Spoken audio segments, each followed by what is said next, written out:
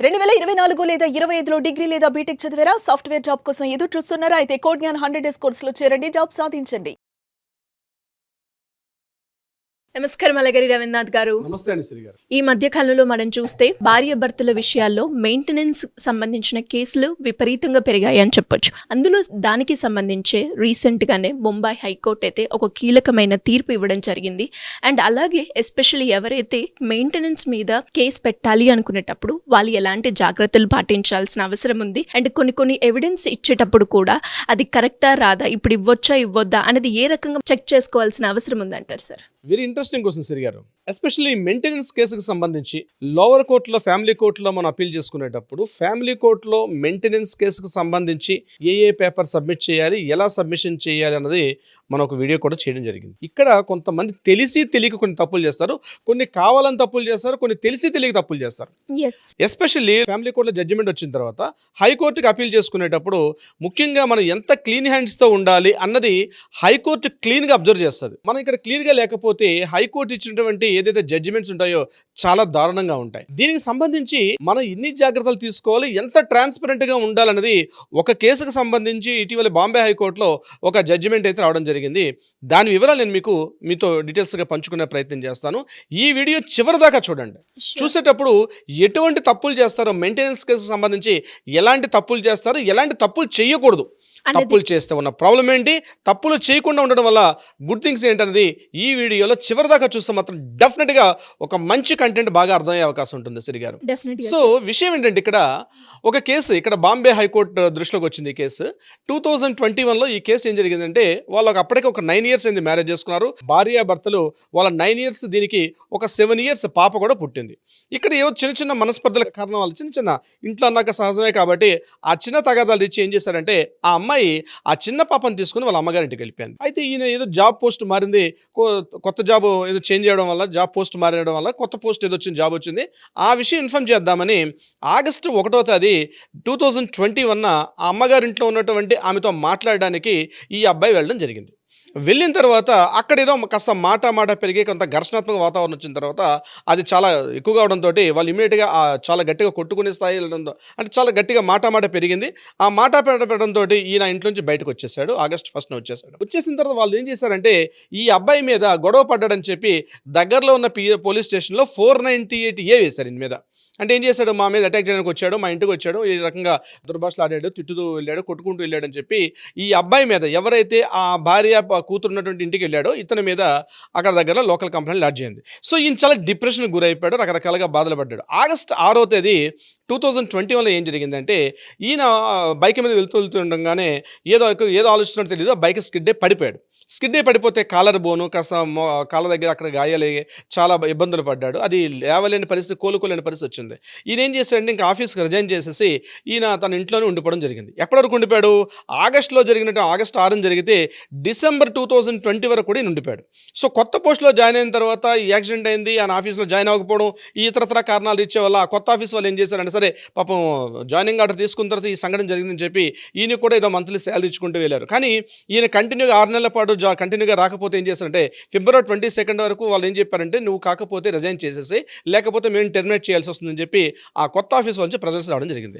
ఈయన ఈ రకంగా జరుగుతున్నప్పటికీ ఈ ప్యారలల్గా ఉన్న 498 ఈయన పోలీస్ స్టేషన్కి వెళ్ళడం, పోలీస్ స్టేషన్ రావడం, ఇది అలా కంటిన్యూ అయిందంటే దీనికి కోర్టు దాకా పోయింది. కోర్టులో ఫిబ్రవరిలో ఈ కేసు అయిన తర్వాత సెప్టెంబర్ 2022 నాడు దీనికి ఆల్రెడీ ఈ కేసు సంబంధించి కోర్టులో ఫైల్ చేశారు. ఫైల్ చేసిన తర్వాత డిస్కషన్ జరిగింది, అక్కడ కోర్టులో వాదోపవాదాలు జరిగిన తర్వాత వీళ్ళు ఏం చేశారంటే బాబు నీ శాలరీ ఎంత, నువ్వు జాబ్ లేదు ఏమీ లేదంటున్నావు కాబట్టి సరే నీ భార్యకి మెయింటెనెన్స్ పరంగా ఇప్పుడున్నటువంటి ప్రొఫైల్ ప్రకారంగా నీ భార్యకి 30,000 రూపాయలు మెయింటెనెన్స్ ఇవ్వు. అట్ ద సేమ్ టైం మీ ఇద్దరి పేరు మీదుగా ఉన్నటువంటి ప్రాపర్టీ ఏదైతే ఉందో ఆ ప్రాపర్టీకి ఈఎంఐ కట్టాలి. ఇద్దరు జాయింట్ ప్రాపర్టీ కొనుక్కున్నారు కాబట్టి సరే దాని మీద ఈఎంఐ 50,000 రూపీస్ కాబట్టి 25,000 రూపీస్ నువ్వు చెల్లించు, 25,000 రూపీస్ మీ ఆవిడ చెల్లిస్తుంది. ఇద్దరు కలిసి ఆ ప్రాపర్టీని అయితే ఈఎంఐ చెల్లించుకోండి. 30,000 రూపీస్ అమ్మాయికి మెయింటెనెన్స్ ఇవ్వు, ఇంక్లూడింగ్ పాపతో కలిపి ఆ పాప అక్కడే ఉంటుందని చెప్పి సెప్టెంబర్ 2022న దీనికి సంబంధించినటువంటి ఒక జడ్జిమెంట్ అంది లోవర్ కోర్టులో రావడం జరిగింది. వచ్చిన తర్వాత ఈయన అక్కడ తాగితే బాగుండేది. ఈయన ఏం చేశాడు, నేను 30,000 రూపాయలు కూడా ఇవ్వలేనని చెప్పి లోవర్ కోర్టులో వచ్చిన జడ్జిమెంట్ని ఆయన ఛాలెంజ్ చేస్తూ హైకోర్టుకి రిట్ పిటిషన్ దాఖలు చేశాడు. హైకోర్టులో అప్పీల్ చేసుకున్నాడు. అక్కడ ఉన్నటువంటి బాంబే హైకోర్టుకి అప్పీల్ చేశాడు. ఏంటని ఇక్కడ ఆయన చూపించిన ప్రూఫ్స్ ఏంటంటే నాకు మంత్లీ కొత్త జాబ్లో జాయిన్ అయ్యాను, కొత్త జాబ్లో నాకు వచ్చే శాలరీ జస్ట్ ఓన్లీ 20,000 రూపీస్ మాత్రమే. ఇందులో కూడా నా ప్రొఫెషనల్ ట్యాక్స్ కట్ చేస్తే 200 రూపీస్ కట్ చేస్తే నా చేతికి అందింది మాత్రం 19,800 రూపాయలు. ఇది కాకుండా నాకు ప్రయాణం వచ్చేది 20,000 అంటే 2.4 lakhs వస్తుంది. నేను 30,000 రూపీస్ ఇవ్వడం అనేది చాలా కష్టం, ఇవ్వలేను. అంతేకాకుండా ఇక కూతురు మెయింటెనెన్స్ కూడా నేను చాలా ఫైనాన్షియల్గా చాలా బాగాలేను కాబట్టి నేను నా కూతురు మెయింటెనెన్స్ కూడా ఇవ్వలేను. వీలైతే నన్ను దాన్ని కంప్లీట్గా వేవప్ చేయండి, లేకపోతే తగ్గించే ప్రయత్నం చేయండి అంటే ఒక 5,000 రూపాయలు 4,000 రూపాయలకు నాకు చేయమని చెప్పి ఆయన హైకోర్టుకి ఆయన అప్పీల్ చేసుకోవడం జరిగింది. సో ఇక్కడే అసలు స్టోరీ స్టార్ట్ అయింది అనమాట. ఏ విధంగా ఏం జరిగింది ఇక్కడే గుర్తుపెట్టుకోండి. ఈ వీడియోలో ఇందాక నేను చెప్పినట్టుగా ఇక్కడ నుంచి కరెక్ట్గా మనం ఏ తప్పులు చేస్తాం, ఏం తప్పులు చేయకూడదు, it's very very most important. ఇక్కడ అతను ఏం చేశాడు అంటే హైకోర్టుకి ఫైల్ చేసినప్పుడు తనకు ఉన్నటువంటి ఏదో పే స్లిప్స్ అవి చూపించుకున్నాడు. ఏముంటుందిలే హైకోర్టుకి ఏం తెలుస్తుంది, అక్కడ వాళ్ళు అడ్వకేట్ చెప్పాడు కాబట్టి ఏం తెలుస్తుంది అని చెప్పి హైకోర్టుని ఆయన కొంత మిస్గైడ్ చేసే ప్రయత్నం చేశాడు. చేస్తూ ఏం చేశాడంటే నా శాలరీ 2.4 lakhs ఉన్నట్టుగా ఆయన పే స్లిప్స్ కానీ బ్యాంక్ స్టేట్మెంట్స్ అన్నీ కూడా చూపించాడు. కానీ ఇక్కడ ఆ అమ్మాయి తరపు అంటే ఆ వైఫ్ ఏం చేశారంటే ఇతను ఇది కాదు యాక్చువల్గా ఇతను ఫైల్ వేరే ఉందని చెప్పి ఇతను యాక్చువల్గా ఈ మీన్ కేసు నడుస్తున్న సమయంలోనే వీళ్ళ మదర్ అకౌంట్కి ఈయన అకౌంట్ నుంచి ఒక 13 లక్షల రూపాయలు వాళ్ళ మదర్ అకౌంట్ ట్రాన్స్ఫర్ అయింది. అది కాకుండా వాళ్ళ బ్రదర్ అకౌంట్కి మరొక 17 lakhs అమౌంట్ ట్రాన్స్ఫర్ చేశాడు. ఇంత లంసమ్ అమౌంట్ ఒకవేళ 30,000 రూపాయలు జీతం వస్తున్న వ్యక్తికి 30 లక్షల రూపాయలు ఇంత పెద్ద అమౌంట్ ఎలా ట్రాన్స్ఫర్ చేసావు అని చెప్పి ఆవిడ క్వశ్చన్ చేయడం జరిగింది, కోర్టులో అడగడం జరిగింది. 30 లక్షల రూపాయలు చేయడం విషయం కాదు, అక్కడ చేయొచ్చు, ఇట్స్ డిఫరెంట్ పార్ట్. కానీ కోర్టుని మిస్గైడ్ చేయడం, అదేవిధంగా కోర్టుకి క్లీన్ హ్యాండ్స్ లేకుండా కోర్టుకు రావడం ఉంది. ఇక్కడ కోర్టుకు అసలు తీవ్రంగా తీసుకుంది. సరే ఇది ఒకటి తప్పు. ఇంకొక తప్పు ఏం చేశారంటే ఇంకొక తప్పు అత్యంత దారుణమైన తప్పు. ఇటీవల కాలంలో సోషల్ మీడియా బాగా ప్రభావితం అయిపోయింది. ఈ ఓపెన్ చేస్తే అన్నీ తెలుస్తాయి. ఈరోజు ఇతను ఏం చేశాడు, ఒక మ్యాట్రిమోనియల్ కంపెనీ, ఒక మ్యాట్రిమోనియల్ సొసైటీకి కూడా ఈయన అప్రోచ్ అయ్యి నాకు మరలా ఒక అమ్మాయి కావాలని చెప్పి, నా మ్యారేజ్ డివోర్స్లో ఉంది కాబట్టి నాకు ఒక అమ్మాయి కావాలని చెప్పి ఈయన ప్రపోజల్ పెట్టాడు.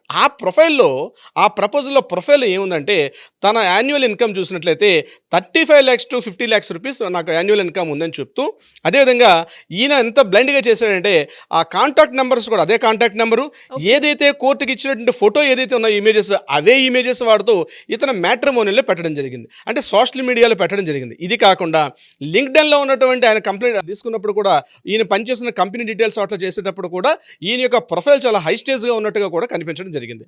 అంత హై స్టేజ్లో ఉన్నటువంటి పర్సన్ మొత్తం చూసినట్లయితే ఆయన వాళ్ళ ఫ్యామిలీ అంటే వాళ్ళ మిస్సెస్ వాళ్ళు తీసుకొచ్చిన ఎవిడెన్స్ ఒకటి కూడా చూపిస్తున్నారు. ఆ చూపిస్తుంటే ఈయన యాన్యువల్ వచ్చే ఇన్కమ్ ఎంత అంటే అక్షరాల 65 లక్షల రూపాయల ప్యాకేజీలు ఉన్నాడు ఈయన.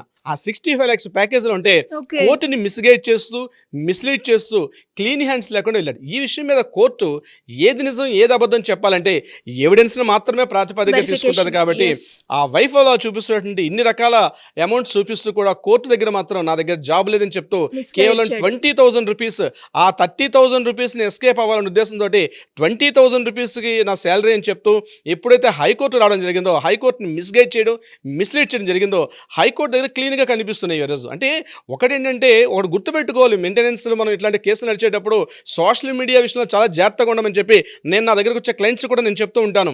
ఎందుకంటే ఈరోజు ఫేస్బుక్, ఇన్స్టా, ఏదైతే లింక్డ్ఇన్, ఏవైతే పెద్ద పెద్ద ఈ సైట్స్ ఉంటాయి వీటిలో మనం చేసే జాగ్రత్తలు లేకపోతే ఏదో రకంగా ఒకప్పట్లా కాదు కదండి పరిస్థితి తిరిగారు.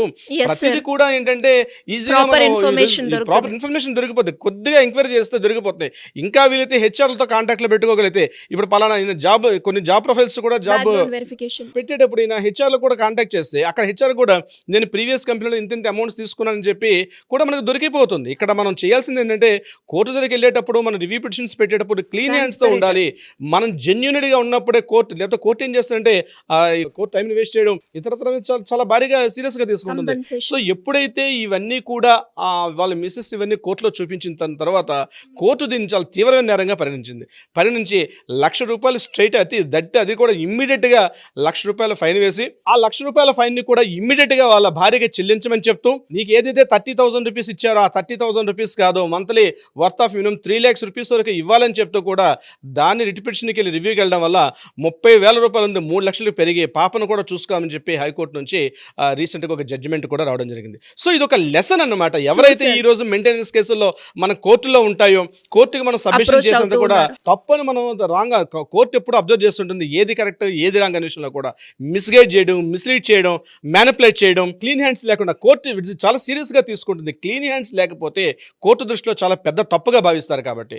సో ఈ ఏదైతే ఇప్పుడు నేను చెప్పిన ఈ కేసు సంబంధించిందో ఎవరికైతే ఈరోజు మెయింటెనెన్స్ కేసుల్లో లోవర్ కోర్టులో కావచ్చు, అప్పర్ కోర్టులో కావచ్చు, అదేవిధంగా హైకోర్టులో దీనికి సంబంధించినటువంటి ఈ ప్రాసిక్యూషన్స్ ఆర్గ్యుమెంట్స్ ఎవరెవరైతే జరుగుతున్నాయో బీ కేర్ఫుల్గా ఉండండి. లేకపోతే మొదటగా మోసం వచ్చే అవకాశం ఉంటుంది. చాలా మొదటిగా మోసం వస్తుంది. ఎప్పుడు కూడా కోర్టులను తప్పుదోవ పట్టించే అవకాశం మాత్రం ఎప్పుడు చేయొద్దు.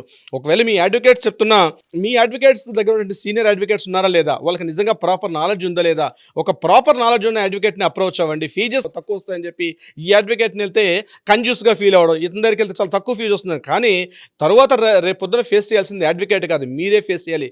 Be careful for every one. True sir, మీరు అన్నట్టుగానే ఈ వీడియో చూసిన తర్వాత ఎవరైతే మెయింటెనెన్స్ కేసు వేయబోతున్నారో లేదంటే ఆల్రెడీ వేసి ఇలాంటి పరిస్థితుల్లో ఉన్న వాళ్ళకి ఒక కంప్లీట్ పిక్చర్ అయితే క్లారిటీ వచ్చింది అని అనుకుంటున్నాను. అలా ఎవరికైనా కూడా లీగల్ పరంగా వెళ్ళాలి, భార్యాభర్తల మధ్యలో కనుక మెయింటెనెన్స్ రిలేటెడ్గా కావచ్చు, ఫ్యామిలీ రిలేటెడ్గా కావచ్చు, ఎలాంటి ఇష్యూస్ ఉన్నా కూడా చట్ట ప్రకారంగా వెళ్ళాలి అన్నప్పుడు మీ గైడెన్స్ కావాలి అంటే ఎలా అప్రోచ్ అవ్వాలి? తప్పనిసరిగా సిరి గారు, చాలా వ్యాలిడ్ పాయింట్. కింద స్క్రోల్ అవుతున్న నెంబర్ని ఇమీడియట్గా కాంటాక్ట్ చేయగలిగితే లీగల్ ఏదైనా అడ్వైస్ కావాలి, సలహా కావాలి, ఏదైనా సంప్రదింపులు కావాలంటే డెఫినెట్గా చేస్తారు. అది కాకుండా కంపల్సరీ మీకు ఏదైనా లీగల్గా కోర్టులో ఏదైనా వివాదాలు ఉన్నాయి, పరిష్కారం కావాలంటే కూడా ఆ దిశగా కూడా ప్రయత్నం చేసే అవకాశం ఉంటుంది. కింద స్క్రోల్ అవుతున్న నెంబర్ని either కాల్ ఆర్ వాట్సాప్ చేయండి. But appointment is the very most important Siri గారు. Thank you sir, thank you so much. Thank you so much అండి సిరి గారు.